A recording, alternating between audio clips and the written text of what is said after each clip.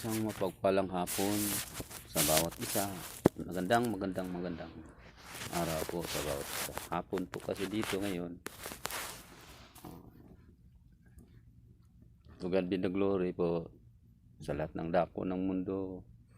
Anuman bansa, anuman lipi, anuman lahi. Sa mga bansa ngayon, isang magandang hapon, sa magandang umaga. Magandang hapon, umaga, tanghali o gabi.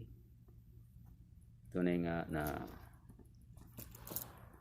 nawa nasa mabuti kayo, nasa mabuting kalagayan kayo at ingat po tayo. Saka mega love shoutout po sa lahat po ng aking mga subscriber. Mega love shoutout po sa lahat. At sa mga hindi pa nakapag-subscribe, please subscribe, like, share, comment. Salamat po. Pero bago po ang lahat, matagal-tagal na po rin po ako na hindi nakapag-share ng salita ng Diyos. Ibig sabihin, may ilang buwan na po na hindi na nakapag-share ng salita ng Diyos. Bagamat yung mga preaching lang po ang ina-upload na video, pero iba po rin po talaga yung ikaw sinishare mo ang salita ng Diyos. Halimbawa, kagaya lang po ngayon sa aking ipag-share sa inyo, marami na pong nagsishare ng panalangin, pero ang isi-share ko po sa hapong ito, mga uri ng panalangin o antas. Uri o antas ng panalangin. Ibig sabihin, may mga uri pala ng panalangin. May mga antas ng panalangin. O totoo po nga, palagi tayong nananalangin. Pero dapat alamin po natin, ano ba ang panalangin? Alam natin na ang panalangin ay isang communication between you and our Lord God. Kaya ang atin pong talakayin ngayon sa hapong ito, mga uri ng panalangin. Ano ba ang panalangin? Sabi nga dito, ang panalangin,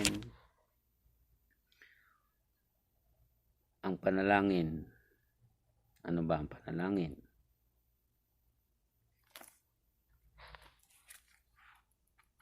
Kahulugan ng panalangin pala. Ano ba ang kahulugan ng panalangin? O ano ang panalangin? Amen. Ang panalangin ay pakikiugnay sa Diyos. Ang panalangin ay pakikiugnay sa Diyos. May iba't ibang wangis nito. Subalit, ang batayan ay ang tao ay nakipag-usap sa Diyos at ang Diyos ay nakipag-usap sa tao. Amen. Ang batayan nito, ikaw nakipag-usap sa Diyos at ang Diyos nakipag-usap sa iyo. Ito yung tinatawag na panalangin. Amen po. Bago po tayo magtuloy ang lalawak, tayo pong manghihingi ng basbas ng ating Panginoon. We acknowledge na ang Diyos ay buhay.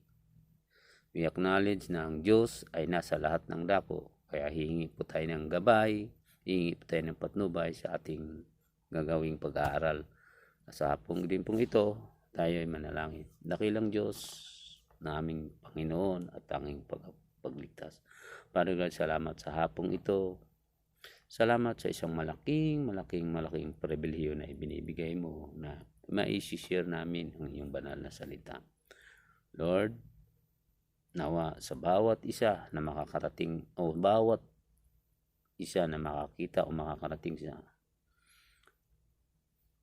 channel na ito o sa TV channel na ito, sa YouTube, Lord, ipuin mo po Ama ang kapuso at kaisipan na magkaroon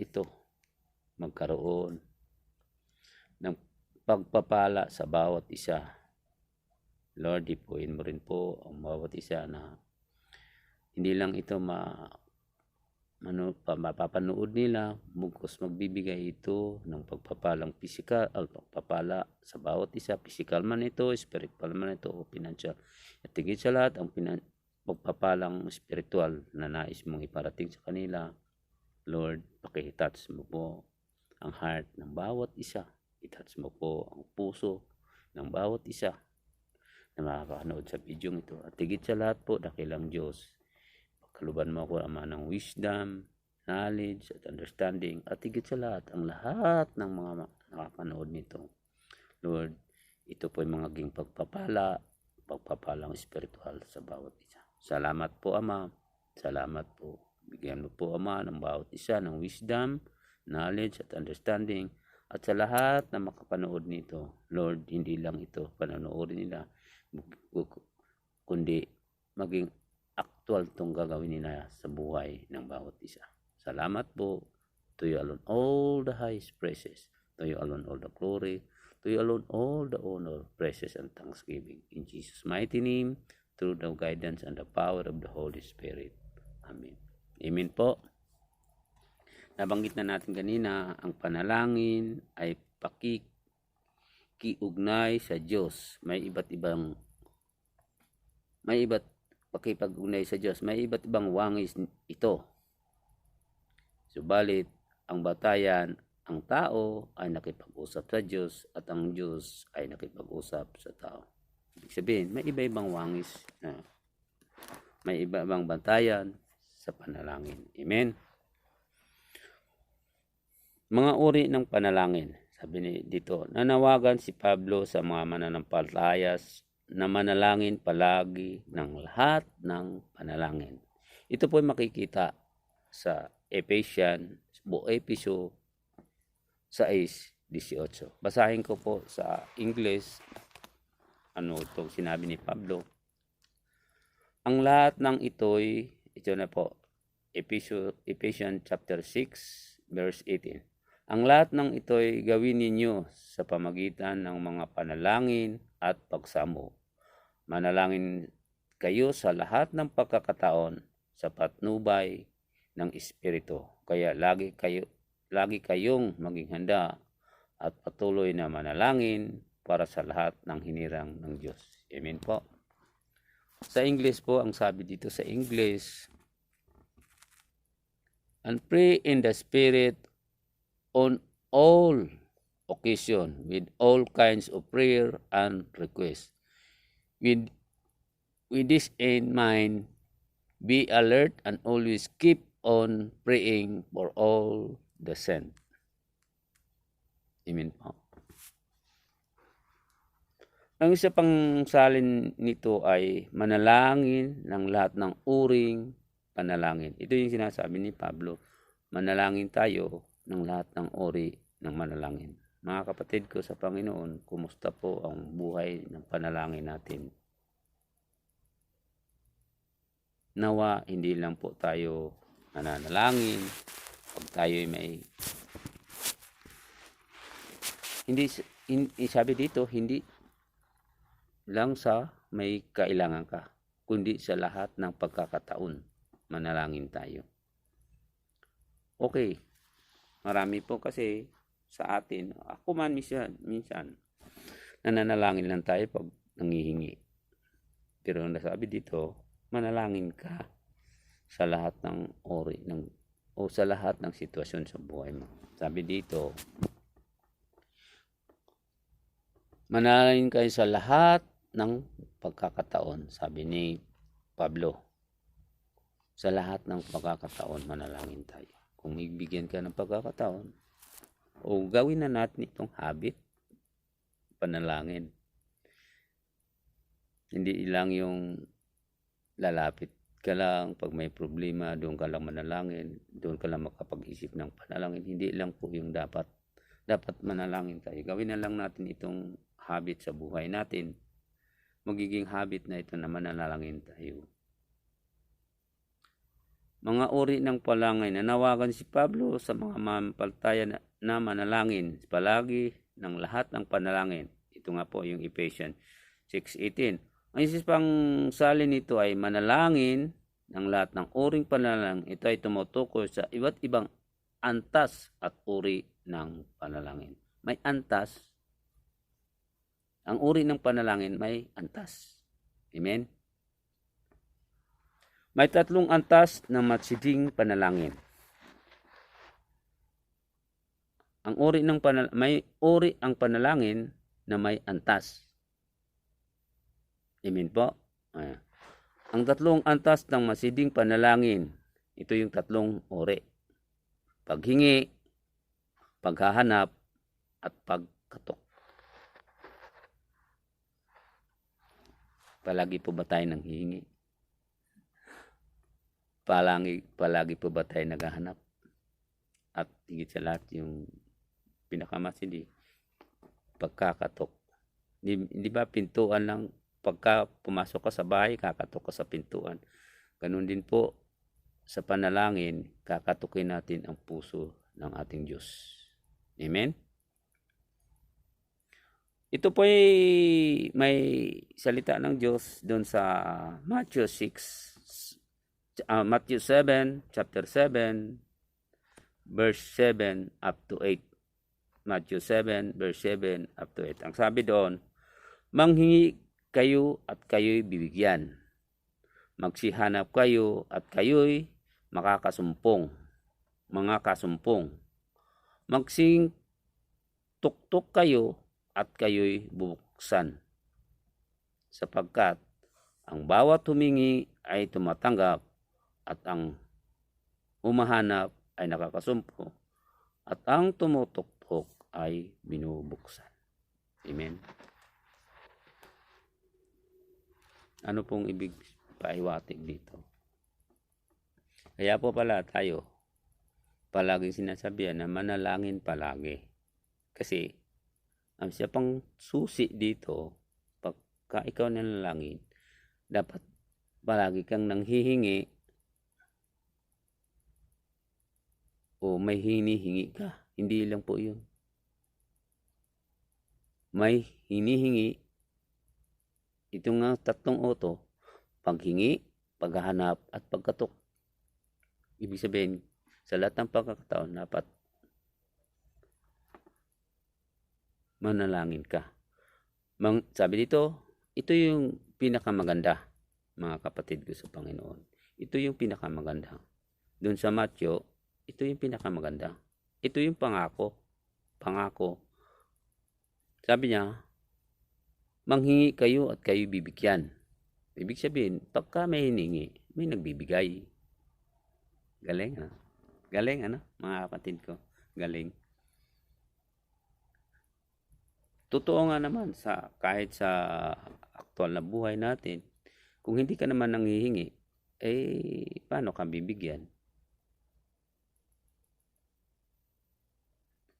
Ang inisip mo lang, manghihingi ka, pero hindi mo naman binabanggit, hindi ka naman nagsasalita. Yung sabi mo, ang inisip mo, manghihingi ka, pero hindi ka naman nakipag-usap sa Diyos, hindi ka naman nananalangin. Magsihanap kayo at kayo'y makakasumpong. Hindi ka na nanghingi, hindi ka pa naghahanap. Magsigtuktok kayo at kayo'y bubuksan. Pangako po ito. Ito lang yung dapat natin gagawin pagka ikay nanalangin. Amen. Sa Matthew 7, chapter 7, verse 7 and 8. Sabi dito, sapagkat bawat humihingi ay tumatanggap. Tandaan po natin, ang nanghihingi may tinatanggap. Ang naghahanap ay nakakasumpong. At ang tumutuktok ay binubuksan. Praise God. Hallelujah. Tunay nga po. Isa-isahin po natin ito. Himay-himayin natin ang panghingi, paghanap, at pagkatok.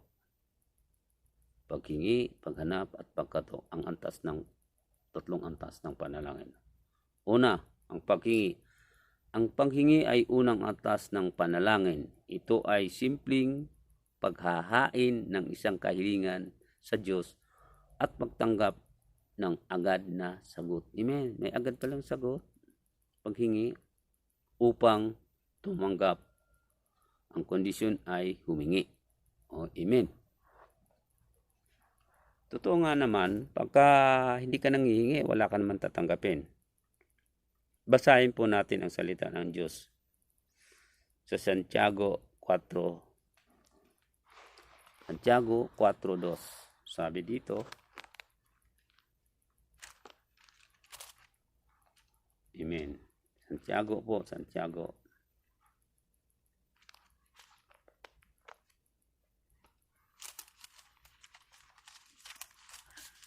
Pupunta tayo sa Santiago.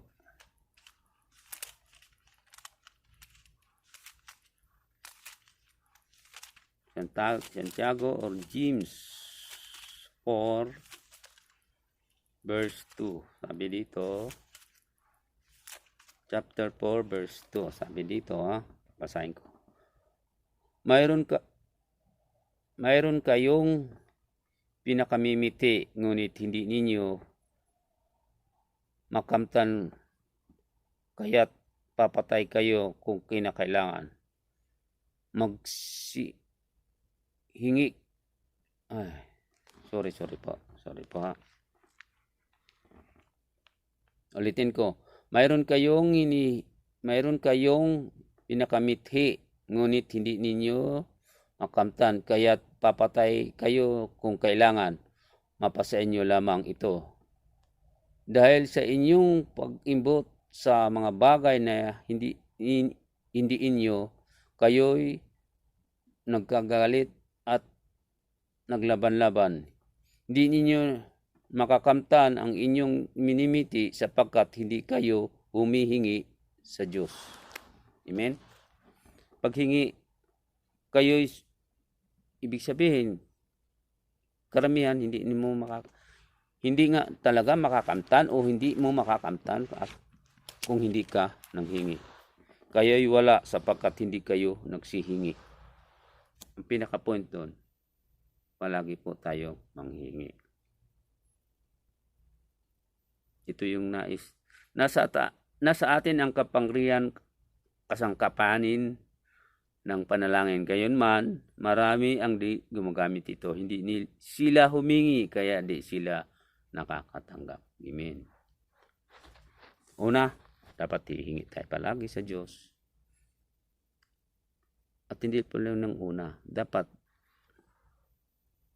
palagi nating habit yung makakausap natin ang Diyos. Prayer. O makakausap natin. Kung ang Diyos ay tinanggap mo sa buhay mo, ang Panginoong Hesus ay tinanggap mo sa buhay mo, dapat talk to Him always in your life. Amen. Ang pangalawa po, ang paghahanap. Ang paghahanap ay lalong malalim na antas ng panalangin. Ito ay antas ng panalangin na kung saan ang sagot ay hindi kaagad tulad ng antas ng paghingi. Ang 120 na nagtipon sa silid ng antas at doon sila nagpatuloy sa panalangin ay isang halimbawa sa paghahanap. Ang mga lalaki at babaeng ito ay humahanap ng katuparan ng pangako ng Espiritu Santo at patuloy na humahanap hanggang sa dumating ang sagot. Ito po ay makikita sa Gawa chapter 2 verse 1. Basahin nga po natin. Nasa paghahanap na po tayo, Nasa paghahanap na po tayo. Ay, sorry po. Gawa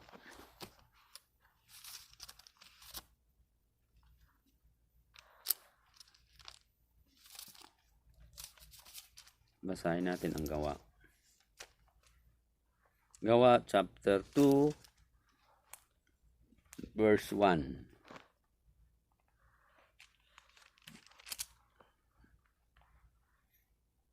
Nang sumapit ang araw ng Pentecostes, nagkakatipon silang lahat sa isang lugar.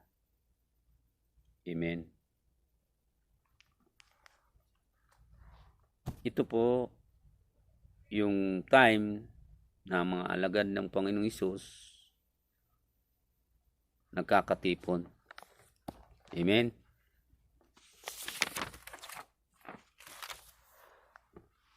At nananalangin po sila. Naghahanap. Nananalangin, naghahanap. Amen? Ang antas ng paghahanap, siyempre, mga kapatid ko sa Panginoon, pag kinahanap mo, you are not sure or di ka tiyak na ito'y agad makikita mo, ito agad ay mapasa iyo, ito agad ay makuha mo. Ang pinakamaganda dito, una, yung paghingi. Ang pangalawa, yung paghanap. Hahanapin mo. At sino lang dapat na paghanapan natin? Ang Diyos lang po. Ang sabi dun sa salita ng Diyos sa awit 37:4, sabi, sa Diyos mo hanapin ang kaligayahan at ang pangarap mo iyong makamtan. Wala ka po rin ibang hahanapan sa lahat ng nais mo sa buhay na ito. Kaya, tunay nga na kung ikaw maghahanap, kung ikaw nais mo, halimbawa, maghahanap ka ng trabaho, hahanapin mo, sa Diyos ka lang pumunta. Ito lang yun, sa Diyos mo hanapin ang lahat. Amen? Amen? Sa Diyos mo hahanapin ang lahat ng iyong pangangailangan. Tunay nga na marami po sa atin kasi nagkukwentuhan nga tayo bago tayo patuloy. Marami po sa atin na pag ikaw ay naghahanap pa ng makain, nahanap pa ng... Kasi pag sinasabing maghahanap, may nawawala. Halimbawa sa buhay mo, kulang ka, naghahanap ka ng pang-pinansyal, nanghahanap ka ng budget mo araw-araw. At wala ka noon, kaya ka nga naghahanap eh. Ay anong karalasang solusyon? Ang kadalasan pong solusyon, ang tao kasi po, madalas ang solusyon lalapit sa kapwa-tao. Hihiram sa kapwa-tao. Pero dito, purihin po ang Diyos. May mga salita ng Diyos na ating panghahawakan sa buhay. Doon po sa Matthew chapter 7, verse 7 and 8. Sabi dito, sapagkat ang bawat humingi ay tumatanggap at ang humahanap ay makakasumpong. Itong salita ng Diyos, pangako ito sa buhay ng bawat isa. Kung ikaw, ako, tinanggap po natin ang Panginoong Hesus sa buhay natin, ay mayroon po tayong assurance. Mayroon po tayong panghahawakan ang salita po niya. Sapagkat, sabi nga, ang Diyos natin ay hindi sinungaling tulad ng tao. Ito po ay makakita, ang salita na itong ang Diyos natin ay sinungaling hindi tulad ng tao sa Numbers 23:19. Hindi po sinungaling ang Diyos na tulad ng tao. Kung ano yung sinasabi sa salita niya, magaganap at magaganap. Ang pinakamaganda, pagkahawak mo ang salita niya o hinahawakan mo ang salita niya, ito lang yung tanging nating pag-asa. Mayroon kang pag-asa sa buhay. Pagkat, sabi nga, hindi po sinungaling ang Diyos na tulad natin. Hindi po sinungaling ang Diyos na hindi niya ibibigay. Nangangako siya na hindi po niya tutuparin. Kung ikaw naghahanap, ang ating Diyos ay tutugon sa mga hinahanap mo. Halimbawa, wala kang trabaho, naghahanap ka ng trabaho. Kadalasan kung sino-sino tayo na lumalapit. Before anything else, bago po tayo lumapit sa tao, ito advice about isa. Bago po tayo lumapit sa tao, bago ka lumapit kung sino man, lumapit ka muna sa Diyos. Manalangin ka muna sa Diyos. Hiingin mo sa Diyos ito. Hahanapin mo. Hihingi ka sa Diyos, hahanapin mo ito sa Diyos. Amen? Amen po? Amen po. Dalawa na tayo, paghingi at paghanap. At ang pangatlo po ay ang pagkatok. Amen. Ang pagkatok ay lalo pang malalim na antas. Ito ay panalangin na matyaga kahit matagal dumating ang sagot. Kahit matagal dumating ang sagot. Pinakamalalim pala itong pagkatok. Ito ay nilarawan ng talinghaga sa sinaysay ng Panginoong Hesus sa Luke chapter 11 verse 5 and 10. Ang pagkatok ay pinakamasidhing antas ng panalangin sa pakikibakang espiritual. Ito ay nilarawan din sa